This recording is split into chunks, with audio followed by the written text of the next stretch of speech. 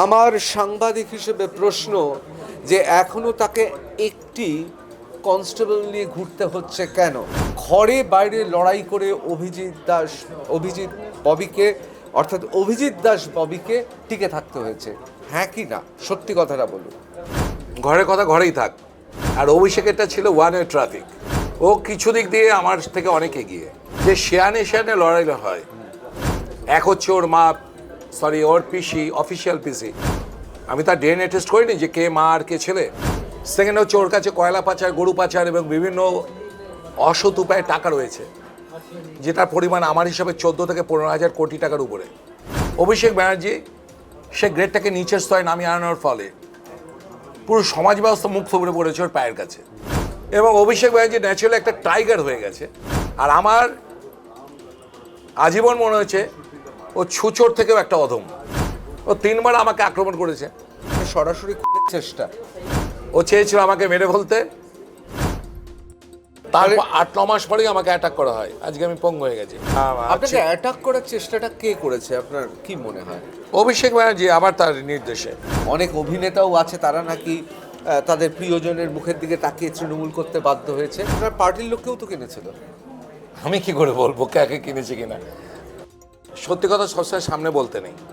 না, অভিষেককে মনে হচ্ছে আর হারানো হলো। আমরা অ্যাকচুয়ালি কিং মেকার, আমরা কিং নই। এই আমি হাইকোর্টে যে কেসটা করেছি অভিষেকের এই 7 লক্ষ ছাপ্পা ভোটে জেতার বিরুদ্ধে, তো অভিষেকের মতো দুষ্টর দমন আমার দ্বারাই হবে। আশ্চর্য কিছু না, আমি তো সানুবক্সি আর জাহাঙ্গীরের চ্যাট তো আমি এক্সপোজ করে দিয়েছি। আমার তো মনে হয় ফালতু জেলের ভাত কেন এদেরকে খাওয়ানো হচ্ছে? পাবলিক হাতে ছেড়ে দিক না, পাবলিকে দেখে নেয়। আপনি জাহাঙ্গীর শুধু হিন্দুদের ক্ষতি করেনি, মুসলমানদের ক্ষতি করেছে। এই ভাইপো যে সেবাশ্রয়ী, এই যে মডেল তৈরি করা, ডায়মন্ড হারবার মডেল, এর অন্তরালে আসলে কি চলতো? তৃণমূল যদি ঢোরা সাপ হয়, কমিউনিস্টরা হচ্ছে কেউটে। যে আমরা যদি ক্ষমতা আসি, আমরা তৃণমূলের সিপিএমের প্রত্যেকটা 50 সদস্যকে ল্যাম্প পোস্টে বোধে চালাবো। জিহাদি ইসলামিক শক্তি এ রাজ্যে তৃণমূল কংগ্রেস এবং সিপিআইএম এর পেছনে আছে। প্রথমে নিশ্চয় সিপিএম। কমিউনিস্টরা কোনোদিন দেশপ্রেমিক হতে পারে না। কমিউনিস্ট হচ্ছে ড্রেনের পোকা, ওকে আমি গাড়োতে ঢুকিয়ে ছাড়বো। আপনার প্রতিপক্ষ কি এবার জব্দ হবে? এই যে শুনুন, সুদর্শন বলবেন না।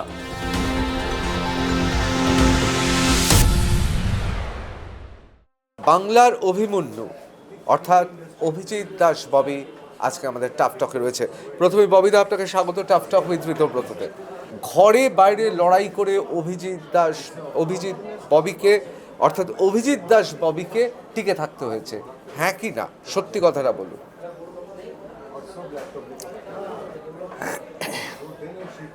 ঘরের কথা ঘরেই থাক। আচ্ছা, বাইরের কথাটাই বলুন।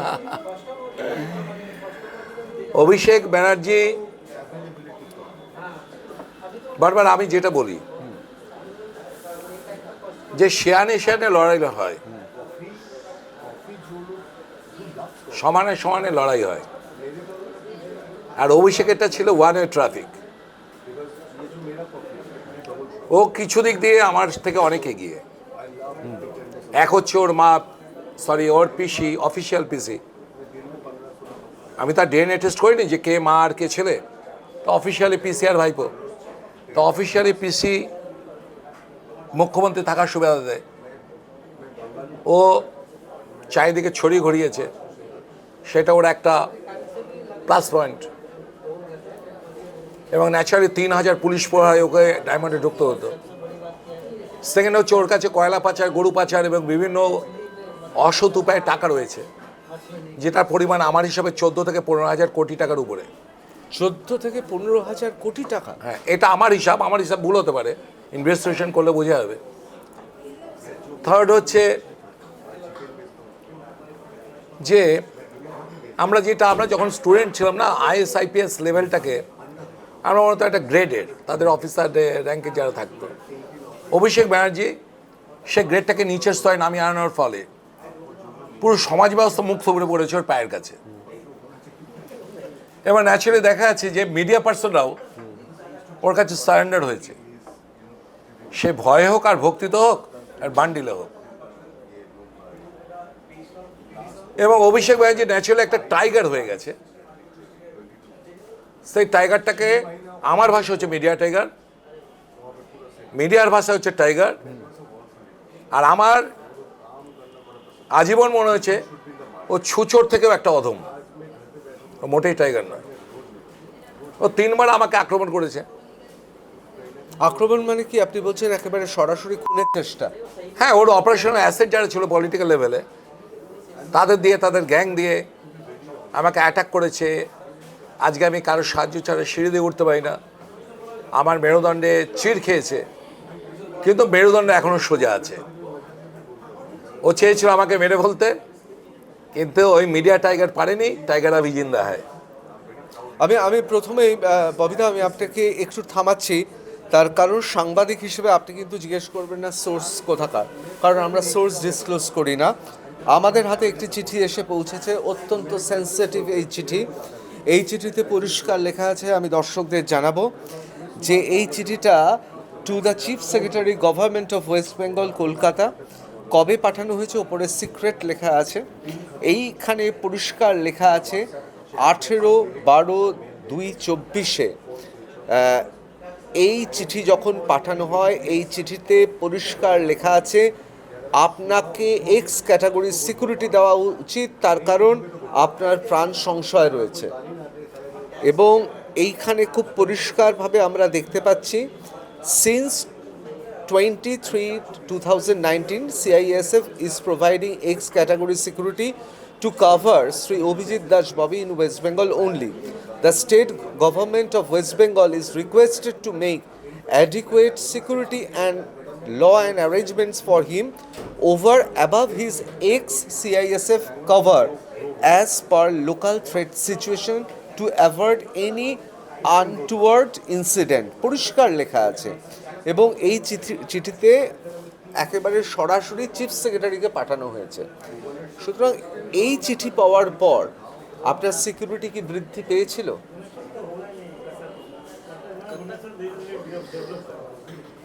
দেখুন, কি চিঠি এসেছিল আমি তো জানি না। হঠাৎ আমি দেখলাম যে দুজন কনস্টেবল এসে হাজির স্টেট গভর্নমেন্টের। তা স্টেট গভর্নমেন্টের কনস্টেবল ন্যাচারালি তৃণমূল সরকার, তা তাদের দুজনে এলো কেন? আমি সঙ্গে সঙ্গে ফোন করলাম ওপরে, তা বললো যে না, ডিজিপির নির্দেশ আছে যে স্টেট আপনার সেন্ট্রাল ফোর্সের পাশাপাশিও দুজন স্টেট ফোর্স দেওয়া। তারা অল্টারনেট করে একজন রাখতো, আমি ঘরের মধ্যেই ঢুকতে দিতাম না, কারণ কোথায় কী কথা বাইরে যাবে। সিআইএসএফের যেরকম স্বাধীনতা ছিল ওদের সেরকম ছিল না। তো সেখানটা তার কিছুদিন পরে হঠাৎ দেখলাম যে আমার যে, কারণ আমার সব থেকে পুরাতন সিকিউরিটি ছিল মাননীয় দিলীপ দা, আমাদের 3-4 জনের সিকিউরিটি ছিল। এই চিঠিটা কিন্তু ফেব্রুয়ারি মাসের 12 তারিখ 2025। চিঠিটা কে পাঠিয়েছিল? না, এটা আমি সোর্স না, আপনি এটা দেখুন চিঠিটা কোথাকার। না, একেবারে তো এই চিঠি স্বরাষ্ট্র দপ্তর থেকেই পাঠানো হয়েছে এবং পরিষ্কার লেখা আছে এখানে under secretary to the government of India. স্বরাষ্ট্র থেকে সিকিউরিটি, ভিআইপি সিকিউরিটি একদম। এবং এটা 12ই ফেব্রুয়ারি 2025 পাঠানো হয়েছে। কপি কাউকে পাঠানো হয়েছিল? কপি তো অবশ্যই ডিজিপি ওয়েস্ট বেঙ্গল কলকাতা। তো আমাকে যেটা এসপি বললেন যে আপনার ডিজিপি নির্দেশ অনুযায়ী আপনাকে দুজনকে দিতে বলা হয়েছে। আমি তো চিঠি কনফিডেন্সিয়াল লেটার আপনার কাছে এসছে, কিন্তু এখানে যা লেখা আছে সেটা এক্স ক্যাটাগরি সিকিউরিটির কথা লেখা আছে, এর ওপরে দিতে হবে। ওটা দুটো কনস্টেবল কিন্তু কখনোই নয় না, এটা হচ্ছে যে সেন্ট্রাল ফোর্সের পাশাপাশি স্টেট ফোর্সও দিতে হবে, যাতে আমার কোনো হয় তার সঙ্গে আরও যাওয়া। তারপরে আমি দেখলাম যে আমাদের লোকসভার সময় অনেকে সিকিউরিটি দেওয়া হয় সিআইএসএফ। তারপর শুনলাম যে সিআইএসএফের কাকে কি সিকিউরিটি দেওয়া হবে এটা হচ্ছে কনফিডেন্সিয়াল ব্যাপার, উইথড্রটাও কনফিডেন্সিয়াল ব্যাপার। কিন্তু হঠাৎ মিডিয়াতে দেখলাম যে আমার সিকিউরিটি উইথড্র হয়ে গেল। আমি জানি না কেন কারা মিডিয়াতে খবরটা দিয়েছে, এবং এই সিকিউরিটি উইথড্র হওয়ার খবরটা মিডিয়াতে আসা মানে আমি তো টার্গেট, কারণ গোয়েন্দা রিপোর্ট অনুযায়ী তো রয়েছে। তো সেখানটায় তারা অ্যাকচুয়ালি আমার শত্রুদের আর কি নলেজে দেওয়ার জন্য দিয়ে দিল যে আপনার সিকিউরিটি নেই, অভিজিৎ দাস ববির সিকিউরিটি নেই। অভিজিৎ, এবং অলরেডি সেই সময় আমি অভিষেক ব্যানার্জির বিরুদ্ধে কেস করেছিলাম। তাহলে আপনি কি মনে করছেন অভিষেক ব্যানার্জি তার প্রভাবে স্বরাষ্ট্র দপ্তর এবং পশ্চিমবঙ্গ পুলিশ আপনার সিকিউরিটি প্রত্যাহার করে নিল? না, পশ্চিমবঙ্গ পুলিশ তো প্রত্যাহার করেনি। পশ্চিমবঙ্গ পুলিশ তো স্বরাষ্ট্র দপ্তর হতেই দুজন কনস্টেবল পাঠিয়েছিল, তারা রয়েছে। তো এই আপনার আমার সঙ্গে সবসময় একজন করে কনস্টেবল থাকে, কিন্তু তাদের তো কিছুই করে না, আমাকে যারা মারবে তারা কি সেই জন্য তো সিআইএসএফ ছিল। কোথাও কি আপনার মনে হয় না আপনার প্রতিপক্ষ হিসেবে যিনি ভাইপো, সেই প্রতিপক্ষ তার কেন্দ্র সরকার এবং রাজ্য সরকারে উভয় দিক থেকেই আপনারকে যাতে আরও বেশি কোণঠাসা করা যায় তার জন্য সে দৌরাত্ম্য চালিয়েছে? না, কেন্দ্র সরকারের স্বরাষ্ট্র দপ্তর থেকে যখন চিঠি এসছে, তা তো থুতু ফেলে থুতু চাটবে না। কিন্তু এক্ষেত্রে তো তাই হয়েছে না, এখন আলাদা ডিপার্টমেন্ট থেকে তো উইথড্রল লিস্টে যদি আমার নামটা ঢুকে যায়, উইথড্রল লিস্টে এখান থেকে দেখি ছিল, সেই উইথড্রল লিস্টে আমার নাম যদি ঢুকে যায়, তাহলে অটোমেটিক্যালি তা কি করবে? তা তো আর অত লিস্ট করে দেখবে না, তারা জানে এতজন হয়েছে, এতজনকে করে দাও। আমি জানি না বিষয়টা কি, কিন্তু আমার সিকিউরিটি অদ্ভুত কারণে উঠে গেল।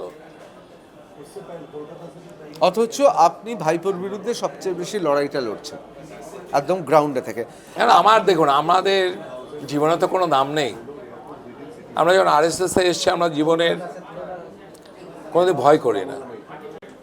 আমাদের কুর্বস্তারেক চেরবানাম তিগমত পাটাং বালাত কিংমা বিজনের সময় রামকৃষ্ণ দাসের সময়, অর্থাৎ গোটা তারকাকে চিবিয়ে খেতে পারি, ত্রিভুবনকে উল্টে পাল্টে দিতে পারি, স্বর্গমর্ত পাতালকে, কারণ আমরা Ramakrishna Das dedicated to my nation. সুতরাং আমাদের মৃত্যু ভয় নেই। আর সিকিউরিটি ছাড়াই আমি এত বছর চালিয়েছি। 2019-এর আমার সিকিউরিটি এসেছিল আমাকে অ্যাটাকের পরেই। তার আগেও 2018 সালে ডিআইজি আমাকে আপনাকে অ্যাটাক করার চেষ্টাটা কে করেছে আপনার কি মনে হয়? অভিষেক ব্যানার্জি, আবার তার নির্দেশে। আবার কি, এই যে আপনার এখানটায় এইটা পড়লে বুঝতে পারবেন যে আমাকে 2018 সালের জানুয়ারি মাসে ডিআইজি প্রেসিডেন্সি রেঞ্জের তিনি এসপিকে নির্দেশ দিয়েছিলেন যে আমার জন্য সিকিউরিটির ব্যবস্থা করতে। অথচ এটা রাজ্য পুলিশে, কিন্তু সিআইএসএফ নয়। কিন্তু এসপি সে কথা শোনেননি অভিষেকের নির্দেশে। তখন এখানে এসপি ছিলেন হচ্ছে কোটেশ্বর রাও। তারপর 8-9 মাস পরেই আমাকে অ্যাটাক করা হয়। আজকে আমি পঙ্গু হয়ে গেছি। তো তখন যদি আমাকে সিকিউরিটি দিত, আজকে আমার এই অবস্থা হতো না।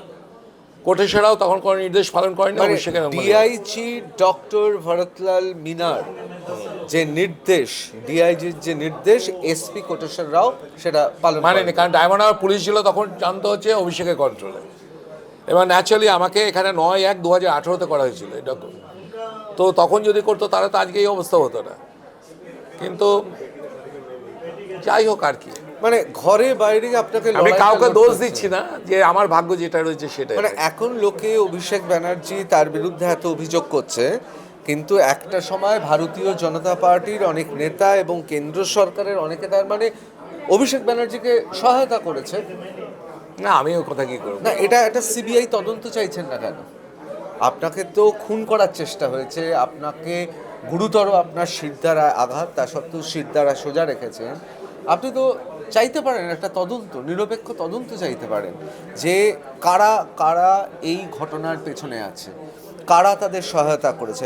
আমি একেবারে সরাসরি প্রশ্নে চলে যাই। দেখুন, এখন অনেকে অনেক বড় বড় কথা বলছে, অনেক সাংবাদিকও ভোল পাল্টেছে, অনেক রাজনীতিবিদও ভোল পাল্টেছে, এখন সাধারণ মানুষও ভোল পাল্টেছে, আবার অনেকে অনেক কিছু লিখছে, সবাই প্রমাণ করার চেষ্টা করছে যে এই ভাইপো এবং তৃণমূলের থেকে তারা কত শত শত যোজন দূরে। অনেক অভিনেতাও আছে, তারা নাকি তাদের প্রিয়জনের মুখের দিকে তাকিয়ে তৃণমূল করতে বাধ্য হয়েছে। এই সমস্ত তো ন্যাকামি চলছে, কিন্তু যে লোকটা এই পশ্চিমবাংলায় প্রথম থেকে লড়ে গেছে সেই লোকটার নাম কিছু অভিজিৎ দাস ববি। এবং আপনাদের আমি আজকে বলে রাখছি, আমি যখন অভিজিৎ দাস ববির ইন্টারভিউ একটি টেলিভিশন চ্যানেলে নিই, আমাকেও কিন্তু কম কথা শুনতে হয়নি। হুমকি দেওয়ার সাহস ছিল না, কিন্তু আমাকে কথা শুনিয়েছে। অভিজিৎ দাস ববিকে আমার প্রথম প্রশ্ন, আপনার প্রতিপক্ষ ছিলেন অভিষেক ব্যানার্জি, তিনি রেকর্ড পরিমাণ ভোটে জিতে পার্লামেন্টে, সেই নিয়ে কি আস্ফালন সবার। আজকে দাঁড়িয়ে আপনার মনে হয় ঠিক মতো যদি ভোট হতো, এসআইআর যদি ঠিক মতো হতো, এইভাবে যদি ভোট হতো বিধানসভা নির্বাচনের মতো, তাহলে লোকসভা নির্বাচনের ফলাফল কি হতো? না, এসআইয়েরও কোনো প্রয়োজন ছিল না। এসআই না করেও আমি বারবার যেটা বলেছিলাম লোকসভা ভোটের আগে, যে ফ্রি অ্যান্ড ফেয়ার ইলেকশন হয়, মানুষ যদি তার ভোটটা দিতে পারে। অভিষেক 3 লক্ষ ভোটে হারবে, জামানত জব্দ হয়, আমি বলেছিলাম কিনা? এবং অভিষেক যে এইরকম ছাপ্পা ভোট দেয়, এরকম যে ভোট করতে দেয় না, আমাকে সকলে হেসে উড়িয়ে দিয়েছিল, বলেছিল আমার দ্বারা হবে না। কমপক্ষে অভিষেক ভোটটা জেতার জন্য 300 কোটি টাকা খরচা করেছে। ইলেকশন কমিশনে এ থেকে জেরো অবধি সকলকে কিনে নিয়েছিল। আপনি একটা চিন্তা করতে পারবেন, আপনার পার্টির লোককেও তো কিনেছিল। আমি কি করে বলবো কাকে কিনেছে কিনা? পার্টি তো বলে লাভ নেই, কেউ যদি খারাপ হয় সেটা তো পার্টির দোষ হয় না, তাই না? আর সত্যি কথা, রাজনীতিতে সত্যি কথা সবসময় সামনে বলতে নেই, ঠিক আছে? সব কথা বলতে নেই। আপনার মনে হচ্ছে না যে লোকসভা নির্বাচনে আপনি যে লড়াইটা দিয়েছেন, এবার বিধানসভা নির্বাচনে আপনাকে প্রার্থী করে পার্টির উচিত ছিল এবার আপনাকে, আমি বলছি না আপনাকে সেই সম্মানটা দেওয়া? না, আমি বিধানসভায় কোনোদিনই প্রার্থী হতে চাইনি। এটা রাজ্য বিজেপি কেন, সেন্ট্রালে সকলে জানে। আমাকে গতবার 21 সালে আমাকে মাননীয় শিবপ্রকাশজি, যাকে আমি মনে করি one of the best organiser in India, তো উনি আমাকে বারবার বলেছিলেন, 8 বার বলেছিলেন। আমি লাস্টে চা খেতে খেতে আমি বলছি আমি দত্তরি, আমি পার্টি করবো, আমি সঙ্গের কাজ করব। আমি বলছি বিধানসভা দাঁড়াবো না। আর আমার টার্গেট একটাই ছিল, অভিষেককে হারিয়ে ওর জামানত জব্দ করে পার্লামেন্টে যাওয়া আর এলাকায় একটা উদাহরণ হওয়া। এবার সেই সুযোগ পাবেন মনে হচ্ছে 2029-এ? মানে না, অভিষেককে মনে হচ্ছে আর হারানো হলো না। প্রথম কথা হচ্ছে আমি আর রাজনীতিতে অভিষেককে, রাজনীতিতে আমার পক্ষে আর মানে আমরা অ্যাকচুয়ালি কিং মেকার, আমরা কিং নই। অভিষেক এত অত্যাচার করেছিল, ওই জন্য সবক শেখানোর জন্য আমিই চেয়েছিলাম। আর দ্বিতীয় কথা হচ্ছে যে এবারে মনে হয় আর হবে না। কেন? এই আমি হাইকোর্টে যে কেসটা করেছি অভিষেকের এই 7 লক্ষ ছাপ্পা ভোটে জেতার বিরুদ্ধে, তো বিচার ব্যবস্থার উপরে আমার বিশ্বাস আছে। আর আপনি দেখেছেন যে আমি কিভাবে, আপনি তো আমাকে অনেক বছর ধরে এই দীর্ঘ 20-22 বছর ধরে চেনেন। আপনি দেখেছেন আমি যখন কাউকে ধরি গুছিয়ে ধরি। তা হাইকোর্টে আমি যা এভিডেন্স জমা দিয়েছি তাতে অভিষেক ব্যানার্জির বিচার ব্যবস্থা নির্বাচন ওর এই এমপি পদটা খারিজ হবে এবং এই ম্যাল প্র্যাকটিসের জন্য ওর 6 বছরও ভোটে দাঁড়াতে পারবে না। তো যদি দাঁড়াতে নাই পারে আর এর মধ্যে যদিও গ্যারেজ হয়ে তিহার জেলে চলে যায়, তাহলে কী করে আর ওর সঙ্গে লড়বো? সেই জন্য ওকে গ্যারেজ করার পর, না আপনার মনে হচ্ছে তার জেল হবেই? আমার ওপর ভগবানের উপর বিশ্বাস আছে, ঠিক আছে? আমার মা বলতো, আমরা তো অনেকগুলো ভাই বোন, কফি কিন্তু একদম ঠান্ডা হয়ে যাচ্ছে, একটু খান। যে তুই অষ্টম গর্ভের সন্তান, জন্মাষ্টমী তিথিতেই জন্মেছিস, তা দুষ্ট দমনের জন্য তোকে জন্ম দিয়েছে। তো অভিষেকের মতো দুষ্টর দমন আমার দ্বারাই হবে এবং আমার স্থির বিশ্বাস ও জেলে যাবে। ও জেলে যাওয়ার পর আমার খুব ইচ্ছা আছে ঋষিকেশে চলে যাওয়া। আমি একটু নদী নালা পাহাড় পছন্দ করি, এই রাজনীতি থেকে আমি যেতে চাই আর কি। কিন্তু তার আগে যতক্ষণ ওকে গ্যারেজ করতে পারছি, আমার সেই অর্জুনের সে পাখির চোখের মতো আমার প্রাইম টার্গেট। অভিষেক যা ক্ষতি করেছে আমাদের ডায়মন্ডবাসীর এবং ওর যে অপারেশনাল অ্যাসেটটা ক্ষতি করেছে, তাদের প্রত্যেকের কঠোরতম শাস্তির পরে যেন হয়, তার জন্য যা করতে হয় আমি করবো। তাতে যদি আমার প্রাণ যাবে। আমি এবার ববিদা একটু অন্য প্রসঙ্গে জিজ্ঞেস করব, কারণ আমরা বিক্ষিপ্তভাবে সবাই খবরগুলো জানি, সবাই বিক্ষিপ্তভাবে ঘটনা জানি। তাহলে কি ধরে নেব ডায়মন্ড হারবার লোকসভা কেন্দ্রে পুলিশ থেকে শুরু করে বিডিও থেকে শুরু করে জাহাঙ্গীরের মতো অ্যান্টি সোশ্যাল ক্রিমিনাল এলিমেন্ট, এদের মধ্যে একটা নেক্সাস ছিল? শুধুমাত্র কাঞ্চন নয়, কামিনী কাঞ্চনের এক অপূর্ব মানে রাজ্য, রূপকথার রাজ্য তারা তৈরি করেছিলেন। না দেখুন, এটা তো আশ্চর্য কিছু না। আমি তো সানুবক্সি আর জাহাঙ্গীরের চ্যাট তো আমি এক্সপোজ করে দিয়েছি, আপনি দেখেছেন। টপ অনেক পুলিশ অফিসাররা আমাকে বলছি যে আপনার কাছে কি পেগাসাস আছে? আপনি কোত্থেকে ওদের দুজনে হোয়াটসঅ্যাপ চ্যাট পেয়ে গেলেন? জাহাঙ্গীরেরও কি ইচ্ছে ছিল যে অন্য ধর্মের, বিশেষ করে হিন্দু ধর্মের মেয়েদের ফাঁসিয়ে রাখা? এটা কি জাহাঙ্গীরের ছিল? দেখুন, এই যে 99%, 1% মানে exception is not the rule. 99%-এ মুসলিমদের ব্রেন এমনভাবে ওয়াশ করে দেওয়া হয় যে বিধর্মীদের মেয়েরা এবং তাদের সম্পত্তি হচ্ছে গণিমতের মাল, তাদেরকে যত ইচ্ছা লুট করো এবং তোমরা যত এগুলো করতে পারবে তত তোমরা বেহেস্তের জায়গায় পৌঁছতে পারবে। সেখানে 72টা হুড়ে অপেক্ষা করছে তোমাদের জন্য। তো এর একটা বিকৃতি ওদের মাথার মধ্যে ঢুকিয়ে দেওয়া হয় এবং ন্যাচারালি ওরা মনে করে যে বিধর্মী মেয়েদের যত বড় ভোগ করব তত আমরা পৌঁছে যাব। এবং ওদের মধ্যে যারা সজ্জন ব্যক্তি তারাও বলতে পারে না, বলার সাহস পায় না, কারণ বললে তাদের বলবে কাফের। সবাই তো খারাপ না, কিছু তো ভালো আছে এবং তারা ইসলামের ভালো দিকটাকে মানে দমন করে ওরা খারাপ দিকটাকে এইভাবে ইউজ করে এই বেশিরভাগ লোকেরা, এবং যার ফলে লাভ জেহাদটার সৃষ্টি হয়েছে। আর জাহাঙ্গীর তো একটা ক্রিমিনাল। আমার তো মনে হয় ফালতু জেলের ভাত কেন এদেরকে খাওয়ানো হচ্ছে? পাবলিক হাতে ছেড়ে দিক না, পাবলিকে দেখে নেয়। আপনি জাহাঙ্গীর শুধু হিন্দুদের ক্ষতি করেনি, মুসলমানদের ক্ষতি করেছে। প্রচুর গ্রামের লোকেরাই মুসলিমরা তারা মেরে দেবে, গণপিটুনি দিয়ে দেবে জাহাঙ্গীরকে। অভিষেকের অ্যাকচুয়ালি দু ধরনের অপারেশনাল অ্যাসেট ছিল, একটা হচ্ছে পলিটিক্যাল লেভেল, একটা হচ্ছে অ্যাডমিনিস্ট্রেটিভ লেভেল। অ্যাডমিনিস্ট্রেটিভ লেভেলে সানুবক্সির মতো অফিসাররা, আর পলিটিক্যাল লেভেলে হচ্ছে আপনার শানুবক্সিরা কাজকর্ম করতো কিছু না, সারাক্ষণ এইসবই করতো না আছে, সব এইসবে হচ্ছে। সানুবক্সের হাজব্যান্ডের তো আমি কালকেই তো সার্চ করে দেখলাম প্রায় 14 থেকে 15 কোটি টাকা সম্পত্তি কিনেছে।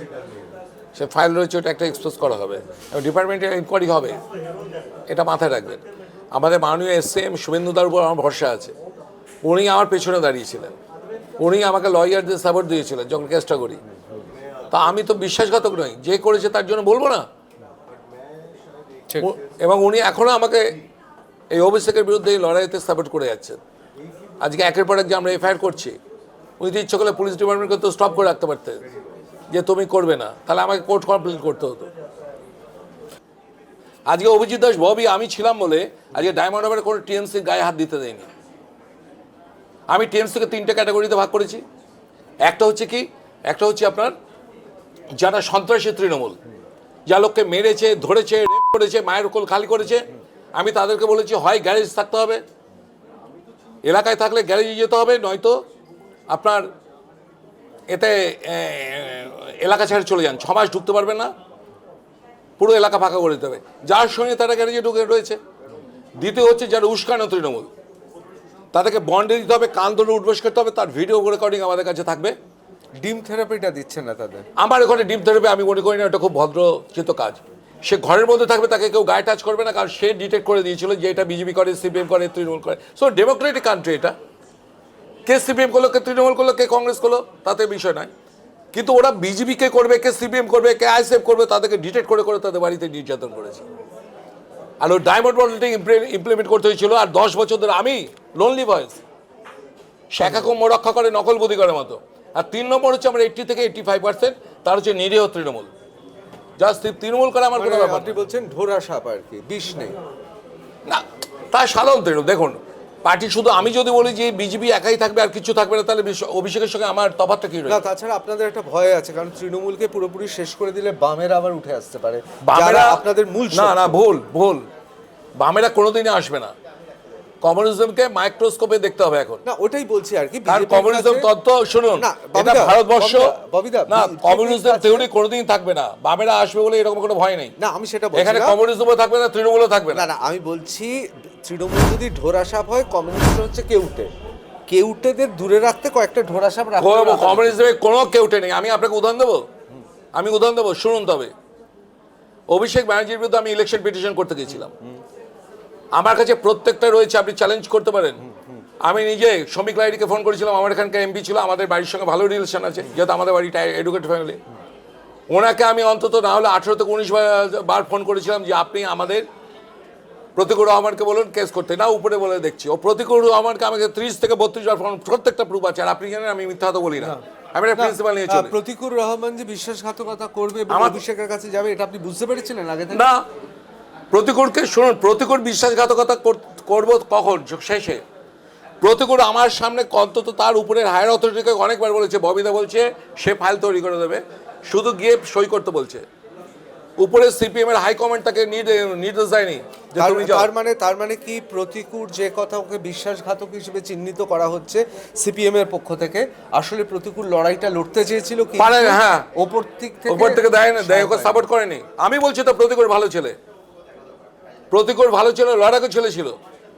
মুসলিম সমাজে এখনো তো কিছু কিছু ভালো ভালো ছেলেরা আছে, শিক্ষিত হয়েছে, হতে পারে ইডিওলজি আলাদা, ও কমিউনিস্ট ভাই, কিন্তু প্রতিকুর তো আমাদের ডায়মন্ডের ছেলে। কিন্তু অনেকবার চেয়েছিল সিপিএম এর হাইকমান্ডের কাছ থেকে যে ববিদা বলছি ইলেকশন পিটিশন করতে অভিষেকের কাছে করুন, তাকে অনুমতি দেওয়া হয়নি। আমাকে বলছে দাদা আমি বারবার বলছি করতে হয়। আমি বলি তুই অ্যাডেড পার্টি হও না, আলাদা ফাইল করো, যখন পিটিশন ডেটটা চলে গেছে। তার মানে অভিজিৎ দাস ববি একেবারে সরাসরি বলছেন প্রতিকুর রহমান তিনি কিন্তু লড়াই করার চেষ্টা করছেন, এবং কমিউনিস্ট পার্টির পক্ষ থেকে বারবার যেটা প্রচার করা হচ্ছে তিনি বিভিন্ন জিনিস প্রতিশ্রুতি নিয়ে আগে থেকে বিক্রি হয়ে গেছেন। অভিজিৎ দাস ববি যিনি সত্যিকারের ভাইপোর বিরুদ্ধে লড়েছেন, তিনি বলছেন না, প্রতিকুর কিন্তু লড়াইয়ের চেষ্টা করেছে। লড়াই না করলে কি হবে? সবাই তো অভিজিৎ দাস ববি নয়। তারপরে কি সিপিএম এর ওপরের এবং তৃণমূলের মধ্যে একটা বোঝাপড়া আছে? অভিষেকের সঙ্গে তো অবশ্যই বোঝাপড়া রয়েছে। আর আপনি একটা বলুন তো, আমি যে কয়েকদিন আগে যে ফ্ল্যাশ করলাম যে মমতা ল ডিগ্রিটা টোটালি ভুয়ো, কমিউনিস্টদের মৌলবীর মুখ দিয়ে শুনেছেন যে মমতা ল ডিগ্রি ভুয়ো? আমি বোঝাতে পারছি আপনার কথাটা? বুঝতে পেরেছি। আমি যে এতগুলো অ্যাসেট যে বার করছি, এত কিছু করছি, আপনি কি মনে করেন কি ডায়মন্ড হারবারে যারা সিপিএম এর লোকেরা আছে তারা নাকি এত বেশি তারা ইন্টেলিজেন্ট, তাদের নাকি নেটওয়ার্ক এত বেশি, বা এখন মুছে গেছে? কই তারা কেন একটা এফআইআর করে না অভিষেকের বিরুদ্ধে? কেন করেনি? আমাকে কি সাপোর্ট করেছে ওরা? কেউ যদি নিজে না লড়তে পারে অপরকে তো সাপোর্ট করে। এখন সেই ফার্স্ট বেঞ্চিতে আপনার সেই হাততালি দেওয়া, সেই লাস্ট আপনার কি বলে ওই সিনেমা হলের একদম সামনে রয়ে বসা, হ্যাঁ সে থার্ড ক্লাস টিকিট কাটা। এখন সিনেমা হলে কি হয় আমরা তো জানি না, ছোটবেলা মার সঙ্গে যখন যেতাম সে সামনে দিকে সিরিজ ব্যবস্থা, যখন নায়ককে মারতো ভিলেনদের এই হাততালি দিত। এখন অভিষেকের মধ্যে লড়াই অনেক দর্শককে পাওয়া যাবে যারা হাততালি দিচ্ছে, মারো মারো মারো। অনেকে বলে ববি মারো মারো মারো, ববি ধরো ওকে, ছাড়বে না। কিন্তু কজন সাপোর্ট দিয়েছিল? কই কমিউনিস্টরা কেন দেয়নি? কমিউনিস্টদের সঙ্গে তৃণমূলের পুরোপুরি রয়েছে, যার জন্য আপনি দেখুন সেই মমতার সেই বক্তব্যগুলো শুনুন তো আমার কাছে সব রয়েছে। 2008 সালে সেই বক্তব্যগুলো শুনুন যে আমরা যদি ক্ষমতা আসি আমরা তৃণমূলের সিপিএম এর প্রত্যেকটা পঞ্চায়েত সদস্যকে ল্যাম্প পোস্টে বদলে চালাবো। না, এটা তো আজ বাদে কাল তো করতেই হবে না, কারণ কমিউনিস্টদের কি নিধন তো করতেই হবে। আমি বলছি মমতা ব্যানার্জি যে ডায়ালগটা দিয়ে গেল 2006 থেকে 2010 অব্দি যে আমরা ওদের করাপশন ফাইল বার করবো, আমরা প্রতিটা পঞ্চায়েত সদস্য যা দুর্নীতি করেছে ল্যাম্পোস্টের মধ্যে ঝোলাবো, তা মমতা ব্যানার্জির 15 বছরের রাজত্বকালে আপনি একটা উদাহরণ দেখান যে সিপিএম এর কোন পঞ্চায়েত সদস্যকে? ববিদা খুব গুরুত্বপূর্ণ প্রসঙ্গ তুলেছেন। আপনার কি কোথাও মনে হয় জিহাদি ইসলামিক শক্তি এ রাজ্যে তৃণমূল কংগ্রেস এবং সিপিআইএম এর পেছনে আছে? প্রথমে নিশ্চয় সিপিএম। আমি 90 সালে বাংলাদেশে গিয়েছিলাম, হ্যাঁ চোরাবাতে গিয়েছিলাম, চোরাবাতে পাসপোর্ট করার টাইম হয়নি, যে কেন হিন্দুরা ওখান থেকে এই পারে চলে এসে, তখন গোপ ওঠেনি।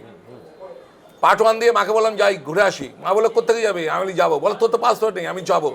আখের খোঁজ দিয়ে সেই ঘোচাডাঙ্গা দিয়ে আমি গিয়েছিলাম, 4 বার ধরা পড়তে পড়তে আজকে আমি ববিকে পেতেন না, বিডিআর হাতে ধরা পড়তে পড়তে।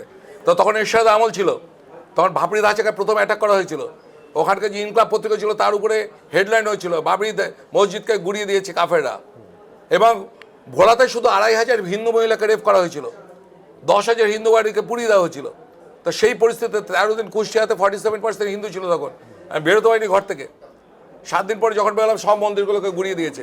তা সেইখানটা বাংলাদেশ থেকে ফিরে এসে আমি পেন ধরেছিলাম আলিপুর বার্তায়, প্রথম তরুণ গোয়ার আলিপুর বার্তা তখন দক্ষিণ চব্বিশ পরগনার সব থেকে বড় পত্রিকা ছিল। তা আমি সেই সময় গিয়ে দেখে এসেছিলাম যে অনুপ্রবেশকারীদের মূল দাতা হচ্ছে কমিউনিস্টরা। মমতা তো শেষ পেরে একটুকু পুঁতেছে একমাত্র বুদ্ধদেব গুহ ছাড়া, আমাদের বুদ্ধদেব ভট্টাচার্য ছাড়া। আপনার এই যে ফেন্সিং এর বর্ডার করার জন্য কেউ দিয়েছিল জমি? জ্যোতি বসু দিয়েছিল। কেন দেয়নি? কংগ্রেস আমলে দেয়নি, বিজেপির আমলে দেয়নি। বুদ্ধদেব গুহ আদবানির আমলে 52 কিলোমিটার মাত্র জায়গা দিয়েছিল এই ফেন্সিং করার জন্য, বাকি কোনোদিন দেয়নি কমিউনিস্টরা। এই এখানে ইসলামিক যে আজকে ইনফিল্ট্রেশন হয়েছে, এই জিহাদি যেটা হচ্ছে এটা কমিউনিস্টরা শুরু করেছিল। মমতা শুধু কফিনে পেয়ে একটুকু বুঝেছে। ববিদা, আপনার তো ভাবসাব এবং এটা ঠিক কথা যে অমিতাভ বচ্চনের জঞ্জিরের মতো আপনি তো যেভাবে টল ডার্ক, আমি ডার্ক বলতে পারবো না, টল ফেয়ার অ্যান্ড হ্যান্ডসাম এবং একটা ইয়াং অ্যাংরিম্যান ইমেজ নিয়ে চলেন, এটা তো আমাকে মানতেই হবে। এবং এটা দেখুন সত্যি কথা, যে সময় ভারতীয় জনতা পার্টি, যে সময় আরএসএস, সনাতনপন্থী, তাদের সম্পর্কে সাধারণ বাঙালি হিন্দু, বাঙালি মুসলমান তাদের ধারণাই ছিল না, ঠিক সেই সময় থেকে কিন্তু ববিদা অর্থাৎ অভিজিৎ দাস ববি লড়ে যাচ্ছেন। ববিদা, আমি একেবারে পরিষ্কার জিজ্ঞেস করছি, আপনি কি মনে করেন আমাদের রাজ্যে ইসলামিক জেহাদি শক্তি রয়েছে? এখনও রয়েছে, ফুল দামে রয়েছে। এই যে কিছুদিন আগে যে জাহাঙ্গীরের বউয়ের সঙ্গে যে ছিল অধিকাংশ রোহিঙ্গা। ধরুন এরকম যদি সময় আসে একজন কমিউনিস্ট ধরা পড়লো আর একজন ইসলামিক জেহাদি ধরা পড়লো, কাকে প্রথমে আপনি ঝোলাবেন? না, কি কারণে ধরা পড়ছে সেটা তো দেখতে হবে। ঠিক, আপনি যদি দেখেন আপনার খাবারটা চুরি করে নিচ্ছে, আপনি তো কিছু দুটোই শাস্তি হবে। আর দেশদ্রোহিতার ক্ষেত্রে ইসলামিক জঙ্গিদের সামনেটা ওপেন হয়, কমিউনিস্টদের পারে না। কিন্তু কমিউনিস্টরা সমান পরিমাণে দেশদ্রোহী, এর ভেতর থেকে ছুরি মেরে যাচ্ছে। আমরা তো একটা মিছিল দেখেছিলাম অপারেশন সিন্দুরের সময়, তথাকথিত, আমি বলছি না, অতি বামের লোকজন ছিলেন সেখানে, এবং তাদের তো মনে হয়েছিল মাথা টাথা পুরো গেছে, তারা বলছে পাকিস্তানের সঙ্গে লড়াই হচ্ছে কেন, আপনি তো দেখেছেন। কমিউনিস্টরা কোনোদিন দেশপ্রেমিক হতে পারে না, ইতিহাস বলছে। There is no far difference between communism and Islamic organisations. কোথাও কি আপনার মনে হয় ইসলামিক জিহাদি শক্তির সঙ্গে কমিউনিস্ট পার্টির কোনো সম্পর্ক আছে? একদম সম্পর্ক আছে। কয় কমিউনিস্ট পার্টি ম্যানিফেস্টো, কয় কোরআন, ময় মক্কা, ময় মস্কো, ময় মোহাম্মদ, ময় মার্কস, আর দুটোই ডগমেটিক, আমরা ছাড়া কাউকে থাকতে দেবো না। কিন্তু যে স্বপ্ন অনেকে দেখেন হিন্দু রাষ্ট্র হলে, সেক্ষেত্রে আমরা মানে সেক্ষেত্রে গোটা দেশ সেও তো তাহলে একদিকে চলে যাচ্ছে। Hinduism is not a religion, it's a way of life. এটা একটা জীবন পদ্ধতি। এই বড়োদেরকে সম্মান করা, শ্রদ্ধামান লাভতে জ্ঞানাম, অতিথি নারায়ণ, অতিথিকে এলে সেবা করা, এই যে পদ্ধতি, জীবন পদ্ধতি যুগ যুগ ধরে চলে এসছে। এখানে সোকল যারা মুসলিম আছে, খ্রিস্টান আছে, বুদ্ধিস্ট আছে, যা আছে, সকলের ডিএনএ ক্রোমোজোম সেই ভারতের মনীষীদের রয়েছে। আর আমাদের ভারতের মনীষীরা একমাত্র বলেছিল বস্তুদেব কুটুম্বকম, পৃথিবীর সকলে আমার আত্মীয়, সর্বভবন্তু সুখিনাম সর্বসন্ধি নির্মায়, পৃথিবীর সকলে সুখে থাকুক, সকলে শান্তি থাকুক। এটা অন্য কারো কনসেপ্ট না, এটা ভারতীয় কনসেপ্ট। আপনি সেমেটিক রিলিজিয়ন অনুযায়ী যিশু ছাড়া খ্রিস্টান ধর্ম নেই, মোহাম্মদ ছাড়া ইসলাম নেই, শিব ছাড়া শৈব নেই, বুদ্ধ ছাড়া বুদ্ধিজম নেই, বিষ্ণু ছাড়া বৈষ্ণব নেই, কালী ছাড়া মা কালী ছাড়া শাক্ত ধর্ম নেই। এগুলো হচ্ছে এক একটা সেমেটিক রিলিজন। এর সঙ্গে হিন্দু ধর্মকে গোলানো যাবে না। এখানে মুসলমানরাও মোহাম্মদ হিন্দু, খ্রিস্টানরাও খ্রিস্ট হিন্দু। এটাই ইন্টিগ্রাল হিউম্যানিজম, যেটা দীনদয়াল উপাধ্যায় তার বলে গেছিলেন ইন্টিগ্রাল হিউম্যানিজমে, যার জন্য তাকে কুচিয়ে মেরেছিল মুসলমানরা, জিহাদি মুসলমানরা। তো প্রত্যেকটা ভারতের যখন এখানে রয়েছে, প্রত্যেকটা ভারতবর্ষ সেখানে হিন্দু, আর তাদের সেই সনাতন সংস্কৃতিকে তারা বিশ্বাস করতে হবে, নইলে তাদের ভারতে থেকে লাভ নেই। এই ক্ষেত্রে কি আপনি মনে করছেন জেহাদি ইসলামিক শক্তি আর কমিউনিস্টরা একই রকম? একই রকম, তারা ভারতীয়। এবং যার জন্য কমিউনিস্টরা কখনো ওই আপনার যে মন্ত্রী ছিল যে মারা গেল, যে কৃষি মন্ত্রী ছিল যে রেজ্জাক মোল্লাকে কোনোদিনও কমিউনিস্ট বাড়াতে পারেনি। সে হজ ছেড়ে হাজি হয়েছে। তার সুভাষ চক্রবর্তী কালীঘাটে গেলে তাকে দল থেকে স্তকচ করা হয়েছে। তাহলে কি কমিউনিস্টরা, এদেশে কমিউনিস্টরা হিন্দু বিদ্বেষী? পুরোপুরি হিন্দু বিদ্বেষী। কমিউনিস্টরা ভারতের সংস্কৃতি বিদ্বেষী, just like Islamic terrorist organisations. সারা জীবনে এরা করে এসছে। আপনার যে দেশ স্বাধীন হলো, এই দেশ স্বাধীনের সময় কজন মুসলিম দেশ দিয়েছে, এই মানে জান দিয়েছে? কেন দেয়নি? দেশটা তো তারা ভাগ করলো, এবং তারপরেও তারা দেশোদ্ধৃত করে যাচ্ছে কমিউনিস্টরা সাপোর্ট দিয়ে। ধরুন এইখানে তিনখানা হচ্ছে আমার দেশটা টুকরো হলো, এই তিনটে টুকরো হলো, এই টেবিলটাকে আপনি একটা একসঙ্গে ছিল, তাহলে একই কালচার, একই চিন্তাভাবনা হওয়া উচিত। তাহলে এখানে প্রথমে হলো কি পশ্চিম পাকিস্তান, পূর্ব পাকিস্তান, মাঝখানে ভারত হিন্দু ডমিনেন্সে যেখানে বেশি। তাহলে এখান থেকে আবার উর্দুভাষী মুসলমানরা বাঙালি মুসলমানদের উপর অত্যাচার করলো, 4 লক্ষ মুসলিম মেয়েকে রেপ করলো, অনেক হিন্দুদের তো শেষ করলোই, হিন্দুরা তো ওদের কাছে কাফের। বাঙালি মুসলমানদের কী করলো, একসঙ্গে মুসলমান ধর্মের নামে ওই আলাদা হয়ে ওদের শান্তি নেই। কার কথা তো হলো এমন একটা লোকের কথাই যে মুসলমানই নয়। লাইফ হিস্ট্রি অফ জিন্না বললে আপনি জানেন যে লাইফ হিস্ট্রি জিন্নাতে পরিষ্কার করে লেখা আছে, জিন্না হচ্ছে প্রতিদিন তার প্রিয় খাদ্য ছিল শুয়োরের মাংস এবং বিয়ার। যে মুসলিমদের ঘেন্না করতো ব্লাডি মুসলিমস বলে, যার বাবাকে ত্যায্যপুত্র করেছিল, মুসলমান মেয়েকে বিয়ে করেনি বলে পার্সি মেয়েকে বিয়ে করেছিল, যে মুসলমানদের ঘেন্না করতো, সে দেখলো যে জওহরলাল নেহরু হচ্ছে আমার প্রধানমন্ত্রী হয়ে যাবে, তাহলে আমাকে কে দেখে, আমি কি করে হব? তখন মুসলিমের সঙ্গে আতাত করে ও ইসলামিক একটা সন্ত্রাস তৈরি করলো, মুসলমান তাকে সাথ দিল। মুসলমানদের সন্ত্রাসী অ্যাক্টিভিটিসে বলে লক্ষ লক্ষ হিন্দু বললো, কিছু মুসলমানও বললো। সবচেয়ে ক্ষতিগ্রস্ত হলো পাঞ্জাব এবং পশ্চিমবাংলার হিন্দুরা। তার দেশটা যখন ভাগ হলো, যখন হিন্দুরা খতরনাক, তাদের থেকে আলাদা রাষ্ট্র না হলে আমরা মুসলিমরা আমরা সার্ভাইভ করতে পারবো না। তাহলে হিন্দুরা হচ্ছে খতরনাক জাত। তো এই খতরনাক হিন্দু জাতের থেকে ওরা আলাদা রাষ্ট্র করে নিল, ওখানকার হিন্দুদের মেরে শেষ করলো। 21% বাংলাদেশের হিন্দুরা এখন নেমে গেছে 7%-এ, এখানকার 10% হিন্দুরা নেমে গেছে 0.5%-এ। তারপরেও এখানকার যে কটা মুসলমান ছিল যারা এই দেশকে নিজের মা বলে মনে করেছে, বাংলাদেশ ও পাকিস্তান মুসলমানরা তো কোনোদিন তাদের কথা ভাবেনি যে এই খতরনাক হিন্দুরা তাদের মেরে ফেলতে পারে। অর্থাৎ ভারতে থাকা মুসলমানদের সঙ্গে গদ্দারি করেছিল পাকিস্তান ও বাংলাদেশের মুসলমানরা। তাহলে বাংলাদেশের মুসলমানরা অ্যাকচুয়ালি ভারতের মুসলমানদের সঙ্গে গদ্দারি করে চলেছে গদ্দার। তাহলে সে বাংলাদেশের মুসলমানদেরকে এখানে আশ্রয় কী করে দিচ্ছে ভারতের মুসলমানরা? আমি বোঝাতে পারছি? একদম পরিষ্কার। তাহলে ভারতীয় মুসলমানদের তো গদ্দারদের ডিটেক্ট করে প্রশাসনকে বলা, যেখানে বাংলাদেশের মুসলমান ঢুকেছে, যেখানে র্যাঙ্কে ঢুকেছে, এদের হ্যান্ড ওভার করা পুলিশের হাতে। করছে কি? তাদের করতে দিচ্ছে না কমিউনিস্ট তৃণমূলীরা। তা আমরা প্রত্যেকটা মুসলিম গ্রামে গিয়ে এটাই বলছি যে তোমরা এই দেশ তোমাদের পূর্বপুরুষদের, তোমাদের পূর্বপুরুষরা ভারতকে মা বলে রয়ে গেছিল, কিন্তু বাংলাদেশের মুসলমানরা তোমাদের সঙ্গে গদ্দারি করেছে। গদ্দারদের ডিটেক্ট করে আমাদেরকে জানাও, প্রশাসনকে জানাও, তবেই বোঝা যাবে তুমি প্রকৃত ভারতীয়। ঠিক আছে, এইটা হচ্ছে আমার ফর্মুলা, এবং আমি চাই এই ফর্মুলা প্রত্যেকটা মুসলিম গ্রামে ইমপ্লিমেন্ট হোক। তাহলে কোথাও আপনি বলছেন যে ভারতীয় জনতা পার্টি এ রাজ্যে বিধানসভা এবং কেন্দ্রের লোকসভা এবং গোটা দেশে ভারতীয় জনতা পার্টি এলেও রাষ্ট্রবাদী মুসলিম বা সংখ্যালঘুদের কোনো অসুবিধা হবে না? বিন্দুমাত্র অসুবিধা হবে না। আমরা বলছি রাষ্ট্রবাদী, ওরা বলে কাফের নয়তো পাগল। অনেক আমাদের হিন্দু লিডার আমি দেখেছি আমাদের গ্রামে গঞ্জে, এই মুসলিম এরিয়াতে কেন ঝান্ডা লাগাচ্ছ না? আমি তাদের বারণ করতাম, কারণ তার সে রিক্স পজিশনে পৌঁছে হতো, যে মুসলিম বিজেপি সমর্থক, তার বাড়িতে বোম মারবে, তাকে মসজিদে উঠতে দেবে না। আমরা তো কাউকে বলি হতে দিতে পারি না। এখন মুসলিম গ্রামগুলোতে যারা এসব করতো তারা এখন ঝান্ডা নিয়ে যাচ্ছে। বৃহত্তম হচ্ছে যে কেন হিন্দু গ্রামে সব পার্টি ঝান্ডা থাকবে, মুসলিম গ্রামে বিজেপি ঝান্ডা থাকবে না? মুসলিমদের বিকৃত ভাবনার জন্য দায়ী হচ্ছে তৃণমূল আর সিপিএমের লোকেরা। কমিউনিস্টরা প্রথমে মুসলিমদের মধ্যে ঢুকেছিল, বিজেপি হচ্ছে হিন্দুদের দল, পরে তৃণমূল তাদের সঙ্গে সাথ দেয়। তো এই বিকৃতি কমাতে হবে। সমাজে বিকৃতি না কমালে সমাজ কোনদিন ডেভেলপমেন্ট হবে না। আরে বাবা, 25% তো মুসলিম আছে ওয়েস্ট বেঙ্গলে। হ্যাঁ, ওরা ছিল দেশভাগের সময় 90%, অনুপ্রবেশ, ভোটার লিস্টে নাম তোলা, নিজেদের সংখ্যা বৃদ্ধি করে 25% হয়েছে। তাহলে ববিদা, একটা রাজনৈতিক আলোচনায় যদি আমরা বসি, যে আলোচনাটা হচ্ছে, তাহলে তো তৃণমূল ধরাসাপ, কমিউনিস্টরা কেউটে না, কেউটে কমিউনিস্ট কোনো কেউটে না। কমিউনিস্ট হচ্ছে ড্রেনের পোকা। ড্রেনের পোকা ছাড়া কমিউনিস্টদের আমি কিছু মনে করি না। কিসের কেউটে? কি আছে ওদের? কেউটে হলে তো সার্ভাইভ করতো, কমিউনিস্টরা কোথাও সার্ভাইভ করতে পারছে? যেখানে কমিউনিস্টরা চলে যায় সেখানে কোনো ফিরে আসেনি, ইতিহাস তাই বলছে। পুরো ইতিহাস পড়ুন, কোথায় চেসুস্কু, কেন নেই? আমি বোঝাতে পারছি আপনার কথা? বুঝতে পেরেছি। কমিউনিস্টরা যেখান থেকে ছেড়েবেলা দেয়, যখন মানুষ বোঝে, কমিউনিস্টরা সেখানে সার্ভাইভ করে না। এবার আমি একেবারে শেষ প্রশ্নে চলে আসছি। একটা সময় আপনাকে লড়তে হয়েছিল ডায়মন্ড হারবারে, এটা তো অস্বীকার করার নেই। আপনার প্রতিপক্ষ, তিনি সুদর্শন, তিনি উচ্চশিক্ষিত, খুব সুন্দরভাবে বাংলা, ইংরেজি, হিন্দিতে কথা বলতে পারে।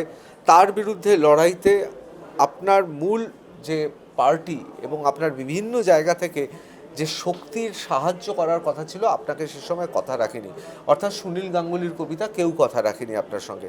তাহলে এই উচ্চশিক্ষিত সুদর্শন চোস হিন্দি বাংলায় বলা আপনার প্রতিপক্ষ কি এবার জব্দ হবে? এই যে শুনুন, সুদর্শন বলবেন না। ওর বয়সে আমরা যখন ছিলাম আমরা টপ দেখতে ছিলাম, এখন আমি বুড়ো দাঁড়া হয়ে গেছি। কে বলেছে? ঠিক আছে, আর আমি সবসময় বলি আপনি জানেন, আমি কারণ চেয়ারে নিয়ে বলতে যাই না, কিন্তু ওদের থেকে আমরা কম ছিলাম না। ওকে, আর আমরা ছিলাম অ্যাকচুয়ালি বনেদি বাড়ির, কখনোই এই খালপাড়ের বাসিন্দা নয়। দক্ষিণ চব্বিশ যে কটা বনেদি পরিবার ছিল, আমরা হচ্ছি তার মধ্যে অন্যতম। এখন হয়তো আমরা গরিব করতে পারি, কারণ আমি বাড়ির সম্পত্তি নিয়ে সবই অর্গানাইজেশনে দিয়ে দিয়েছি। আর সেকেন্ড কথা হচ্ছে, ভালো করে শুনুন, উচ্চশিক্ষিত কথাটা বলবেন না। আমি 2018 সালে আমি প্রমাণ করে দেখেছিলাম যে ওর MBA হচ্ছে আনরিকগনাইজড ইউনিভার্সিটি। ও একটা মেয়ার উচ্চ মাধ্যমিক ছাড়া কিছু নয়। আর আমি বলে দিয়েছিলাম ক্লাস 8-এর ও সব সাবজেক্টে সিঙ্গেল ডিজিট পেয়েছে, কোনোটাতে ডবল ডিজিট পায়নি। আপনি কোনো রাস্তার যে কোনো ছেলেকে তুলে আনুন যে 8 পাস করেছে, সে যদি তার রেজাল্টে সে কোনো সিঙ্গেল ডিজিট পায়নি, তারা সব ডবল ডিজিট পেয়েছে। ওকে টিসি দেওয়া হয়েছিল, ওর মাকে লতাকে ডেকে ওই নবনালন্দা থেকে তাকে টিসি ধরিয়ে এসেছিল, দিল্লি থেকে ধরেছে। আর ইংরেজির কথা বলছেন, আমরা গ্রামের ছেলে, আমরা বাংলা মিডিয়ামে পড়ে এসেছি, ওই পাঠশালাতে মদন সাহেবের গ্যারেজে। তা আমরা বাংলাই ভালো বলতে পারি, আমাদের ইংরেজি বলতে পারবো না, হিন্দিও অত বলতে পারবো না। আমার ভাইপো তো বলে যে বিকাকার হিন্দি হচ্ছে মমতা ব্যানার্জির হিন্দি, বলে পিক করে হাসে। আর আপনি তামিলনাড়ুতে রেলওয়ে বোর্ডের মেম্বার ছিলাম আমি, আমার সঙ্গে ছিল নয়ডার যিনি চেয়ারম্যান সুনীতা ম্যাডাম, রাজস্থানের মুখ্যমন্ত্রী ভজনলালজি, আমরা সব 25 জনের টিম ছিলাম। তা তামিলনাড়ুতে রিক্সাওয়ালারা অটোওয়ালারা ইংরেজিতে বলে, তারা কোনো স্কুলে যায়নি। তা কে ইংরেজি ভালো বলে সে উচ্চশিক্ষিত, এটা কোনো ভাববেন না। ওখানকার রিক্সাওয়ালারাও ওই ভাইপোর থেকে অনেক ভালো ইংরেজি বলতে পারে, সুতরাং ইংরেজি নিয়ে বলবেন না। আর এটা আমাদের দেশ, এই দেশকে যে ভালোবাসবে সেই দেশে থাকার অধিকার আছে। আমি ডায়মন্ড আর সন অফ দ্য সয়েল, আমি ওখানকার পুকুরে সাঁতার কেটেছি, ওখানটায় স্যালোটিউবের কল চেপে ওই জল খেয়েছি ওখানকার। আমি ভাইপোর মতো 1000 টাকা লিটারে জল খাইনি, ওখানে বাতাসের ঘ্রাণ জানি, আমি মাটির গন্ধ জানি। তাই ও কখনো আমাদের সমান হতে পারে না, ও একটা বহিরাগত কীট। আর ওই কীটকে বিনাশ করার জন্যই আমাদের লড়াইটা হবে। আমি এবার একেবারে আমার শেষের দিকে চলে এসেছি। আপনার ভাইপো কি করছে এখন? কে? আপনার ভাইপো দিন যাপন করছে, কবে কারাগারে ঢুকবে। আর ও চেয়েছিল যে ববিকে মেরে ফেলবে, তা প্রায় মরেই তো গিয়েছিলাম। কিন্তু আপনাদের মিডিয়া টাইগার আমাকে মারতে পারেনি, টাইগার আবি জিন্দা হয়। ঠিক আছে, ওকে আমি গাড়োতে ঢুকিয়ে ছাড়বো, তবে আমার শান্তি। এবার অন্য প্রশ্ন করছি, আচ্ছা আপনি তো মানে সেই হিসেবে দিনের পর দিন সংগঠনের কাজ করেছেন, আপনার পরিবারেও তো আপনার নিজের ভাইপো আছে, তাকে কি বলেন? ও রাজনীতিতে আসবে না। এখন তুই আমার মতো লিডার হবি না? হবি কাকা, আমি কোন লিডার হবে না, ডাক্তার হবে। আমার মার ইচ্ছে ছিল ও খুব বললো ডাক্তার হয়ে লোকের সেবা করুক, তো ওই ডাক্তারই হবে, একটা ভালো অঙ্কোলজিস্ট বা নিউরোলজিস্ট হবে, এটাই আমাদের বাড়ির সকলের ইচ্ছে। কপারহাটে সেদিন সত্যি কি হয়েছিল? কপারহাটে কি হয়েছিল, একটা পার্টির প্রোগ্রাম ছিল মন্ডল প্রেসিডেন্টের, তা ওই ঠিক করেছিল। ও জানতো, আমি জানতাম। হঠাৎ মন্ডল প্রেসিডেন্ট সে সকালবেলা মেসেজ দিল, দাদা আমি থাকছি না, যদিও সে এখন ফলতার এমএলএ। তা আমি বললাম তুমি থাকছো না, তাহলে মিটিংটা ডাকা হলো কেন? তা যাই হোক, আমি পৌঁছে গেছি তখন 40 মিনিট আগে আমি খবর পেয়ে গেলাম যে আমাকে অ্যাটাক করছে স্তোত্রবলের কাছে। তখন বাইকগুলো দেখছি ঘুরছে। আমি এসপি শিল্পা মুরুগানকে ফোন করলাম যে এরকম অ্যাটাক হতে পারে, আমাকে যে ইনফরমেশন আছে ফোর্স পাঠান। আপনি কাকে বলে গেছেন? আমি বলি মানে আমি জেলা সভাপতি, আমি কাকে বলে যাব? আমি পার্টি প্রোগ্রামে যাচ্ছি। উনি ফোন কেটে দিলেন, মানে অ্যাডিশনাল এসপি। এটা কি ষড়যন্ত্র? মানে আপনার কি দলের লোকেরাও এর মধ্যে যুক্ত ছিল? না, আমি কি করে বলবো, কিন্তু অভিষেকের নির্দেশ ছিল। কারণ খবর পেয়েছিলাম যে 2 দিন আগে অভিষেকের যে পিএস সুমিত রায়, সেই সুমিত রায় আপনার ওই জাহাঙ্গীর, মেহবুব গায়েন, সামিম এবং গৌতম অধিকারী, এই 4 জনের সঙ্গে বসে ও আপনার অপারেশন ব্লুপ্রিন্ট তৈরি করেছিল, এবং অনেক পুলিশ অফিসার এটা জানতো। এবং সেদিনকে আইসি বললো অ্যাপেলো হসপিটাল নাকি চলে গেছে, তাকে যখন ফোন করলাম আপনার এসডিপিও মিথুন দে, সে বলছে আমি গঙ্গাসাগর ডিউটিতে রয়েছি। 5 মিনিট দূরে ফোর্স, সেখানকার আপনার সেকেন্ড অফিসার ছিল, তাকে বললাম ফোর্স পাঠান। সে বললো আমার উপর থেকে আদেশটা উপরের অফিসারদের বললো, মানে কেউ কোনো হেল্প করেনি। এবং সিসিটিভি বন্ধ করে দেওয়া হয়েছিল রাস্তার। তারপর আমাকে অ্যাটাক করলো। আমি তার আগেই পৌঁছে যেটুকুনি সময় পেয়েছিলাম, মহিলা মোর্চার মিটিং ছিল, তাদেরকে বললাম দিদি আপনার বাড়ি চলে যান, কোনো মহিলা মোর্চা হবে না, ওরা অ্যাটাক করবে। যুব মোর্চা ছেড়ে দিয়ে বললাম তোরা চলে যা। তারপর আমি গাড়িতে উঠেছি, আমি ইচ্ছে করে পালিয়ে যেতে পারতাম না, আমি এসকেপিস্ট নই। কারণ যে যার দায়িত্ব রয়েছে সে যদি পালিয়ে যায় তাহলে আপনার সেখানে অর্গানাইজেশন বলতে কিছু থাকবে না। এবং ন্যাচারালি আমি পালিয়ে যাইনি। এবং তারপর ওরা আমাকে অ্যাটাক করে আমি প্রায় হাফ ডেডি হয়ে গেছিলাম। এবং সেই পরিস্থিতিতে আমি চেষ্টা করেছিলাম যে এখানটায় আপনার আমাকে প্রত্যেকটা সেদিনকে খবর হয়েছিল ওরা মারে যখন বিজেপির জেলা সভাপতি। হ্যাঁ, এটা জ্ঞান ফাড়ার পরে আমি একটা যখন শিরো উপরে হয়েছে, তখন সেই সময় ছবিগুলো প্রত্যেকটা নিউজ চ্যানেলকে মিডিয়া কিন্তু কভার করেছিল। মিডিয়াকে এই কারণে ধন্যবাদ দেওয়া হবে যে মিডিয়া ভাইপোকে এত হাইলাইট করেছে, কিন্তু আমাকে যখন অ্যাটাক করা হয়েছিল প্রত্যেকটা media channel, TV, news print সবাই কভার করেছিল। টিভির ভিডিওগুলো রয়েছে, কিন্তু ওগুলো তো এখানে দেখানো যাবে না। আপনার প্রত্যেকটা পত্রিকা সেনকে হিন্দি, ইংরেজি, এইটা মানবেন তো, মিডিয়াতে যতই হোক আসল সময় মিডিয়া কিন্তু সমস্ত কিছু কাটিয়ে চেষ্টা করে সত্য কথা। হ্যাঁ, এই তো এখন চেষ্টা করছে তো। এখন অভিষেকের এইগুলোকে আপনার এই যে আমাকে তখন প্রত্যেক ইংলিশ সমস্ত এগুলো আর কি সব আপনাকে দিয়ে দিচ্ছি। এই সমস্ত এমনকি বর্তমান পত্রিকাও দিয়েছিল, হেডলাইন সব হয়েছিল সমস্ত, যে আমাকে যখন মাটিতে ফেলে দেয় তখন শেখার সময় ছবি আমি দেখাচ্ছি। এই যখন আমি তখন জ্ঞান ফিরেছে তখন কেউ ছবিটা তুলে আমাকে পরে দিয়েছিল। কোনো সাংবাদিকরা তো অনেক পরে আসে, তারাই সংগ্রহ করে আর কি করেছিল। এবং আমাকে পুরো শেষে আমার নিচের পুরো পোর্শনটাই ওরা লিগামেন্টগুলো পুরো করে দিয়েছে অপারেশন করতে। তখন মোটামুটি আপনার মনে হচ্ছে আপনি একদম মৃত্যুর মুখোমুখি, মানে আপনার তখন মনে হচ্ছে একেবারে তখন আপনি মৃত্যুর মুখোমুখি। না, মৃত্যুর মুখোমুখি আমি কোনোদিন বিশ্বাস করতে পারতাম না যে আমাকে কেউ গায়ে হাত দেবে। আমি বাড়িতে খুব আদরের ছিলাম, আমার মা ছাড়া আমাকে কেউ কোনোদিন হাত দেয়নি। আমার পুরো বডিতে মারের দাগ আছে। হ্যাঁ, খুব গল্পের নেশা ছিল আমার। আর আমার যে দিদি হেডমিস্টার দুজনে খুব বইয়ের ফাঁকে গল্পের পড়তাম আঁকাতে দৃষ্টি সালোগঞ্জে। আর মা ঠিক ধরে বলতো রান্নার খুন্তি ছাকা, হ্যাঁ, পেটোনো। আর উচ্চতা বা হাইটটাও তো পুরো ফেলুদার মতো। তো সেখানটায় আমরা খুব গোয়েন্দা, আমি মানে আগাথা ক্রিস্টি সালোগঞ্জ পড়ার 6-7 পৃষ্ঠা পড়া আমি ধরে বলতাম কে খুনি। আর না, এখনো তো গোয়েন্দার মতো কাজ করছে। আমি আগরে এটাই মানে কার কোথায় ডিগ্রি, কার কোথায় ডিএনএ, সমস্ত কিছু আপনি রিপোর্ট বার করে ফেলছেন। হ্যাঁ, তো অ্যাকচুয়ালি আপনাদের সাংবাদিকতার ভাষায় যেটা নোস ফর দ্য নিউজ এথিক্সটা মেনটেন করা হচ্ছে, আমি সেটাই করি। আমার ববিদা আপনার সঙ্গে কথা বলে অনেকবারই মনে হয়েছে আপনি সাংবাদিক হলে দারুণ সাংবাদিক। তো আপনি যেমন বলছেন তা সিবিআই অফিসার বলে আপনি আমাদের বস হলে আরো ভালো হতো। আমি কি করব, কোথায় যাব? আর আমার আমি এবার একটা প্রশ্ন করি যে দেখুন, সিপিএম এর মধ্যে, তৃণমূলের মধ্যে তো অনেক সময় শুনি যে তাদের মধ্যে কামিনী কাঞ্চনের ব্যাপার থাকে, সেইভাবে একে অপরকে সাহায্য করে। তৃণমূলের জেলা পঞ্চায়েতে যে লিডার বা যারা কাজ করছে তাদের জেলা থেকে সাহায্য করা হয়, জেলা রাজ্য এরকম তো হয়েছে। কিন্তু কোথাও কি মনে হয় ভারতীয় জনতা পার্টি তাদের পুরনো কর্মীদের ভুলে যায়? কেন বলছি আমি আপনাকে, শ্রীতমা নস্কর, তার পিতার নাম হচ্ছে প্রণব কুমার নস্কর, বিধানসভা হচ্ছে বিষ্ণুপুর, এবং অঞ্চলের নাম হচ্ছে জুলপিয়া, গ্রাম হচ্ছে মানিকজোর। এই বিষ্ণুপুর 1 এবং তফসিলি 146 পার্ট নম্বর 253, এখানে আবাস যোজনা নিয়ে এলাকায় প্রবল দুর্নীতি হয়েছে এবং দুর্নীতিটা পূর্বতন সরকারের কর্মীরা করেছেন, এটাই অভিযোগ। যারা পাচ্ছে তাদের সবার বাড়ি আছে, কিন্তু তা সত্ত্বেও তাদের দেখানো হচ্ছে ঝুপড়িতে থাকে এবং মিথ্যে কথা বলে তাদেরা বাড়ি পাচ্ছে, এবং তাদের বেশিরভাগই তৃণমূল করতেন বলে অভিযোগ। শ্রীতমা বা তার বাবার মতো অনেকেই দীর্ঘদিন বিজেপির সঙ্গে যুক্ত, তারা বিজেপির সঙ্গে যুক্ত, বিজেপির হয়ে মিটিং মিছিলে যায় এবং তৃণমূল দ্বারা তারা অত্যাচারিত, এরকম অভিযোগ আসছে। এবং তারা সবাই খুব দরিদ্র মানুষ, মানে এটা নয় যে তাদের কাছে কোনো পাকা বাড়ি আছে, এবং এদের সবার বাড়িও ভেঙে পড়েছে কারো কারো ঝড় বা প্রাকৃতিক কারণে। এরা এখনও পাচ্ছে না প্রধানমন্ত্রী আবাস যোজনা। এবং এই কেলেঙ্কারিটা অভিযোগ যে যারা পূর্বতন তৃণমূল করতেন, যেমন আজেহার মণ্ডল, গৌতম নস্কর, অশোক নস্কর, ক্ষিতি সরকার, অভিযোগ যে এরা কিন্তু এখনের নতুন যে সরকারের কাজকর্ম শুরু হয়েছে তাতে তারা ঢুকে পড়েছে এবং যারা সত্যিকারের বিজেপি কর্মী তাদের বঞ্চিত করছে। কি বলবেন বলুন তো? না, এগুলো হবে এখন এখন তো হঠাৎ গেরুয়া অনেকে হয়েছে।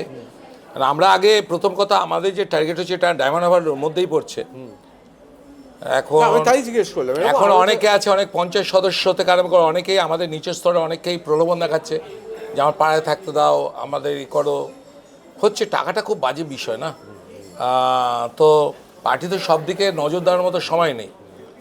আর আমরা আগে চেষ্টা করছি যে মেইন মাথাগুলোকে করে, তারপরে একটু দেখুন বিজেপি হচ্ছে অত্যধিক কঠিন দল।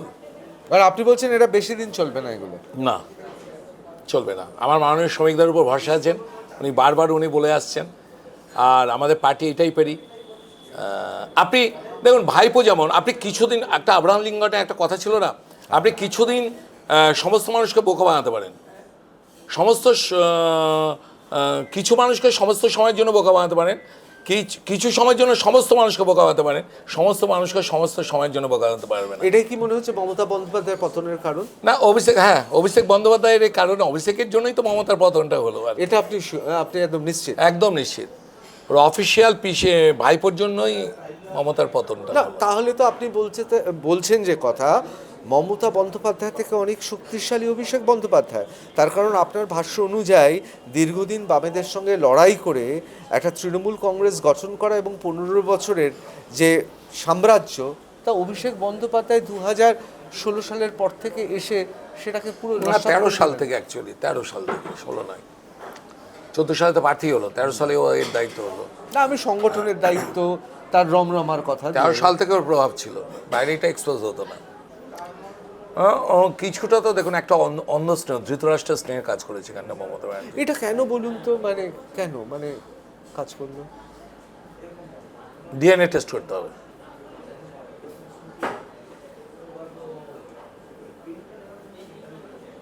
তাতে আমার উত্তরটা সঠিক না বেঠিক আমার ভেতরে সেটা বোঝা যাবে। আমি এবার একেবারে অন্য প্রশ্নে আসছি। অভিজিৎ দাস ববি দীর্ঘদিন ধরে মিথ্যে কেস তার নামে, মিথ্যে প্রচার, তাকে মারার চেষ্টা, খুনের পরিকল্পনা, এবং এটাও তো ঠিক কথা তিনি দলে এবং দলের ভেতরে বাইরে তাকে অনেক কিছু সহ্য করতে হয়েছে, এত কিছু করে একা লড়াই তিনি করেছেন কার সঙ্গে? সেই সময় সর্বশক্তিমান প্রতিপক্ষ, অর্থাৎ গত লোকসভা নির্বাচনে যিনি সর্বশক্তিমান প্রতিপক্ষ ছিলেন তৃণমূল কংগ্রেসের হয়ে যিনি দাঁড়িয়েছিলেন, তার বিরুদ্ধে, সেই ভাইপোর বিরুদ্ধে লড়াই করতে হয়েছে। তিনি কিন্তু সেখানে অনেককেই পায়নি। আপনি বিশ্বাস করবেন নাকি জানি না, সেই সময় সাংবাদিকরাও আপনার ইন্টারভিউ নিতে ভয় পেত, কিন্তু আমরা কিন্তু সেই সময়ও ইন্টারভিউ রাইট, নিয়েছিলাম। একদম। এবং মানে- আপনার সেই সাক্ষাৎকারটা খুব পপুলার হয়েছিল, মানে আমার সঙ্গে আপনার ইন্টারভিউটা, যদিও সেই সময় আপনার উপর খুব চাপ ছিল, যার ফলে চাপ ছিল। আপনাকে পরে অনেক হতে হয়েছিল, অভিষেকের হ্যাঁ। দিক দিয়ে চাপ এসেছিল আপনাদের এর উপরে। কিন্তু আজকে আপনি বলুন যে আজকে তো ভারতীয় জনতা পার্টির তিনি বিধানসভায় শুভেন্দু অধিকারী মুখ্যমন্ত্রী, বিজেপি এই ক্ষমতায় চলে এসছে, অন্যদিকে কেন্দ্রে বিজেপি। আপনার এই মুহূর্তে দাঁড়িয়ে ভবিষ্যৎটা কীরকম দেখছেন? কি করতে চান আপনি? বললাম একটাই লক্ষ্য, ভাইপোকে ফিনিশ করতে চাই আইনতভাবে, ফিজিক্যাল ফিনিশ নয়। তাই তো কি হলো, একটা লোক মোড় ভাট করে মরে গেল, কি কি লাভ? টোপ দেওয়া হয়েছিল আইপ্যাক থেকে আপনাকে? কার? আপনাকে? আমি সত্যি মিথ্যে যাই না গো। বিষয়টা হচ্ছে, এটা ভালো বলতে পারবে আমাদের বিজেপি লিগ্যাল সেলের কো কনভেনার অজিত মিশ্র, সিনিয়র একজন অ্যাডভোকেট, কিছুদিন আগে নাম মরে গেছেন বলে আমি তার নামটা উচ্চারণ করছি না। হঠাৎ আমাকে, আমি হাইকোর্ট থেকে আসছি, হাইকোর্ট থেকে দেখি তিনি নেই, অজিত মিশ্রদার চেম্বারে গেলাম, নেই। তাই ফোনটা করলাম গাড়িতে উঠে, অজিতদা কোথায় গেলে তুমি আজকে? বলে দাদা শরীরটা খারাপ। দাদা একটা কথা বলবো। বলে কি? বলে দাদা সে আপনি আমায় গালাগালি করবেন না তো? অ্যাকচুয়ালি আমার এর কাছে তো সকলে ভয় পায়। আমি বলি আরে দাদা তুমি আর ভাইয়ের মতো কী গালাগালি করবো? দাদা স্যার বলেছেন আপনাকে বিষয়টা জানাতে। হ্যাঁ, তাহলে কি? বলে আপনাকে ভাইপোর বিরুদ্ধে কেসটাকে আপনাকে উইথড্র করতে হবে। এটা 8-9 মাস আগের কথা বলছি। আরে কি? হ্যাঁ দাদা বলেছে এর জন্য 100 কোটি টাকা, আর প্রতি মাসে 50 লাখ 2029 অবধি। আর আমি অজিত মিশ্র নাম্বার দিয়ে দিতে পারি, আপনি ভেরিফাই করে নিতে পারেন যে আমি সত্যি বলছি না মিথ্যে বলছি। এবং একটা 4,500 স্কোয়ার ফিটের অ্যাপার্টমেন্ট দিল্লিতে। আমার তো মাথা গরম হয়ে গেছে।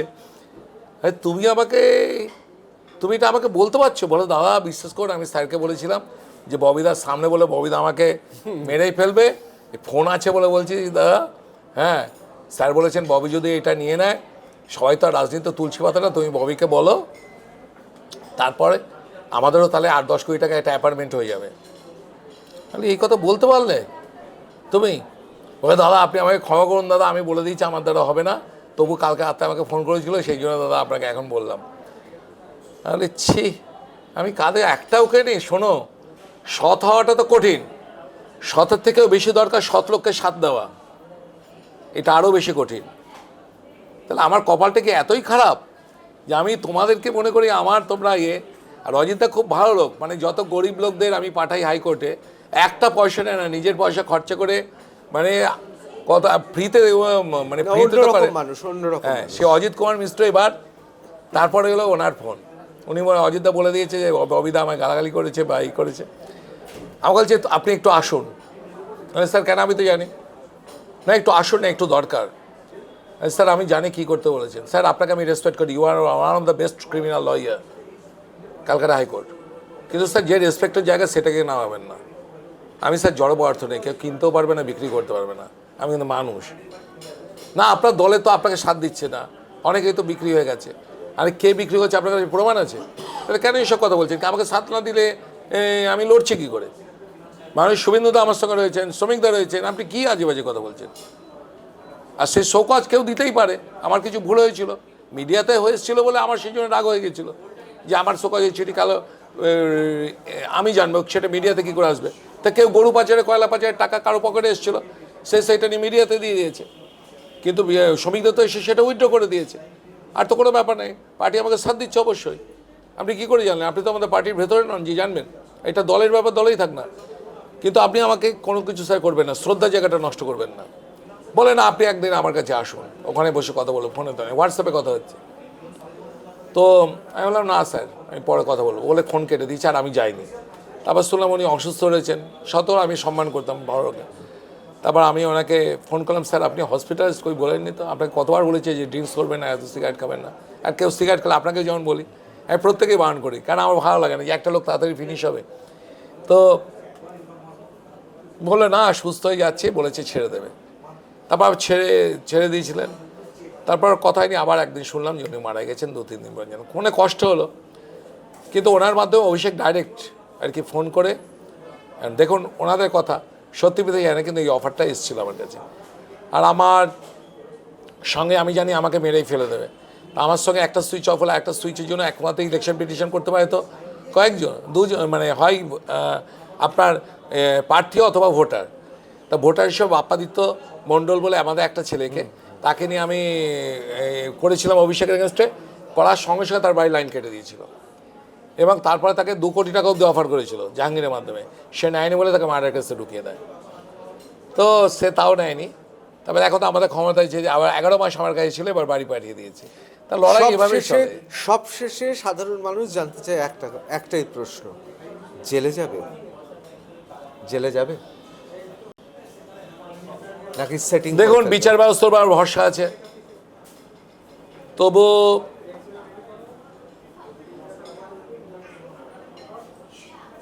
যদি ওর কাছে তো অনেক কিছু আছে, যেমন ধরুন প্রথম বিচারপতি সে 7 মাস পরে বললো আমার শরীর খারাপ, এই আমি পার্সোনাল ইন্টারেস্ট আমি ছেড়ে দিচ্ছি, 7টা মাস সময় নষ্ট করে উনি। তো কোথায় কি হবে আমি জানি না, ভগবানের উপর ভরসা আছে। আমি জানি জেলে না যাক নরকে যাবেই, নান ক্যান স্টপ ইট। একজন তো ভান্তুতুয়া নাকি সেই নাম মানচিত্রে খুঁজে পেয়েছি অনেক কষ্টে, সুমিতকে খুঁজেই পাওয়া যাচ্ছে না। তা সত্ত্বেও কোথাও কি মনে হচ্ছে না যে এখনো সেটিং আছে? কার সঙ্গে?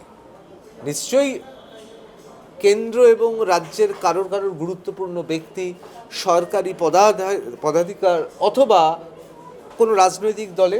বিজেপি সেটিং রাজনীতি পছন্দ করে না। না, আমি আপনাকে ববিদা বলছি না, ববিদা আপনিও যেমন দীর্ঘদিন রাজনীতি করছেন, আমরাও সাংবাদিকতা করছি। আজকে যদি কেন্দ্র সরকার, রাজ্য সরকার তারা যদি চায় আমি মোবাইল ফোন বন্ধ রাখবো, সব কিছু বন্ধ রাখবো, আমি বিশ্বাসই করি না ভারত সরকার বা পশ্চিমবঙ্গ সরকারের পুলিশ আমাদেরকে 5 থেকে 6 ঘন্টার মধ্যে ট্র্যাক করতে পারবে না। কিন্তু সুমিতকে কেউ ট্র্যাক করতে পারছে না রহস্যময়ভাবে। ও কি বেঁচে আছে কিনা সেটাই আমার সন্দেহ। ভাইয়ের ও যদি থাকে, ভাইপো মানে হাফিজ করে দেয়নি, সেটা এখন তদন্ত প্রয়োজন আছে। এমন সমস্ত অসংখ্য রহস্য তা উদ্ঘাটন কারণ সুমিত ধরা পড়লে ভাইপোর সব কিছু বেরিয়ে যাবে, কারণ ডায়মন্ড মডেল সুমিতেরই ব্রেন চাইল্ড। ভাইপো তো একটা গবেট, ওর ক্লাসমেট ছিল সুমিত, সুমিতের বাবা শম্ভু আর সুমিত দুজনে মিলে বুদ্ধি দিত। আপনি বলছেন যে সুমিত বেঁচে নাও থাকতে পারে, আশঙ্কার প্রকাশ করছেন? খুঁজে না পেলে ওর এটাই সেকেন্ড আর কি আমার ওকে ভাইপো হাফিজ করে দিতে পারে। কারণ আমি দেখুন যে ছেলেটা অভিষেক ব্যানার্জিকে থাপ্পড় মেরেছিল, সে দেবাশিস আচার্য, সে কী করে মারা গেল? ওটা আমি কমপ্লেন করেছি আমি ডিজিকে, সে তো রাস্তায়, মানে বলা হয় যা পথ দুর্ঘটনায় রাস্তার পাশে বেওয়ারিশ লাশ হয়ে পড়েছিল, হসপিটালে নিয়ে যেতে মারে দেবা। বিজেপিতে তার আগের বছর জয়েন করেছিল। অভিষেক ব্যানার্জির দেখুন একটা সাইকো, আমি বারবার বলছি, ও নিজেকে বাঁচানোর জন্য সুমিতকে মেরে দিল, আশ্চর্য কিছু হবে না। ববিদা কথা দিতে হবে, এই রকম রহস্যের ঘনঘটা সময় উত্তর দেবে, তার আগে বিভিন্ন বাঁকে আবার যেন আপনাকে টাফটকে পাই। আরে এটা রাজনীতি, মার খাবো না, কেস খাবো না, জেল যাবো না, তাহলে আর কিসের রাজনীতি? এগুলো হবেই জীবনের রাজনীতি। জীবনে নইলে আলো নিয়ে যাবে, তরকারি তো নুন না দিলে তরকারি টেস্ট হয়? তো আমাদের জীবনে এই যে মার খাওয়া, কেস খাওয়া, এই বাধা বিপত্তি, এগুলো নুনের মতন, এগুলো অতিক্রম করে লক্ষ্যে পৌঁছতে হবে। নান ক্যান স্টপ আস, লক্ষ্যে আমরা পৌঁছবই, অভিষেককে গ্যারেজ করবই। আমি শেষ করব গণশত্রুর একটি শেষ সংলাপ দিয়ে। সেখানে দেখা যাচ্ছে কুসংস্কারের বিরুদ্ধে ডাক্তার লড়েছেন, তিনি মনে করছেন তিনি একা, কিন্তু পেছন থেকে স্লোগান ভেসে আসছে যে ডাক্তারবাবু আপনার সঙ্গে আমরাও আছি। কিন্তু মূল নাট্যকার অর্থাৎ ইবসেনের নাটকে ছিল the man who stands alone he is the most powerful man on earth, অর্থাৎ যে মানুষ একা দাঁড়িয়ে লড়াই করে সেই মানুষই এই গোটা মহাবিশ্বে, এই পৃথিবীতে সেই সর্বশক্তিমান। আমি ব্যক্তিগত জীবনে অনেক রাজনীতিবিদ দেখেছি। আমি অত্যুক্তি না করেই বলছি যে বঙ্গ রাজনীতিতে বিভিন্ন চরিত্রের মধ্যে অন্যতম চরিত্র আমাদের সময় অভিজিৎ দাস ববি। একা লড়াই করেছেন ঘরে বাইরে, কিন্তু কোনোভাবেই সেই লড়াই থেকে তিনি পিছিয়ে আসেননি। সত্যি কি পারবেন তিনি এ লড়াইয়ে সফল হতে? সেটা সময় বলবে।